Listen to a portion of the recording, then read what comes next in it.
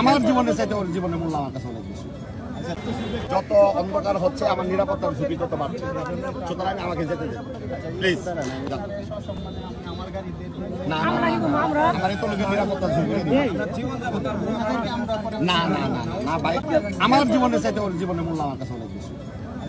আমার জীবনে চাইতে ওর জীবনের মূল্য আমার কাছে অনেক বেশি।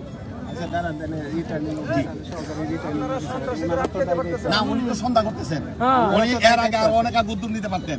আমি সহকারী রিটার্নিং অফিসারের কোনো কার্যকলাপে আমি সন্তুষ্ট নই, কারণ তিনি আমাদের থেকে এখান থেকে এসে পড়েছেন। আজকে 4 ঘন্টা আমি এখানে অবস্থান করলাম, তিনি কোনো ভূমিকা দেখেননি।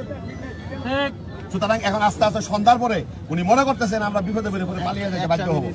দয়া করে প্লিজ আমাকে আর বাধা দিবেন না, আমাকে যাইতে দেন। আমি শান্তি শৃঙ্খলা বজায় সর্বোচ্চ ভাবে আমরা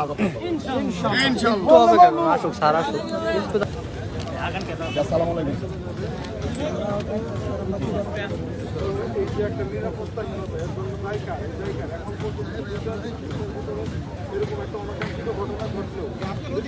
এখন শোনেন, আমার একটা কথা বলি, আমার এই লোকগুলাকে নিরাপত্তা দিয়ে আমাকে এখান থেকে বের করে নিয়ে আমি নির্বাচনে অংশগ্রহণ করছি, এই নির্বাচনের মাঠ থেকে পালিয়ে যাওয়ার জন্য না।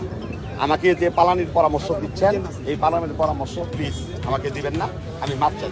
আমি না না এখন আমি বলি, আমি এই সরকারের রাস্তা দিয়ে আমার লোকজনকে একেবারে সুশৃঙ্খলভাবে আমি নিয়ে হেঁটে যাব। যদি আমার উপর আক্রমণ হয় আমি আর জীবন যাবে, আপনাদের কোনো দায়ী করবেন।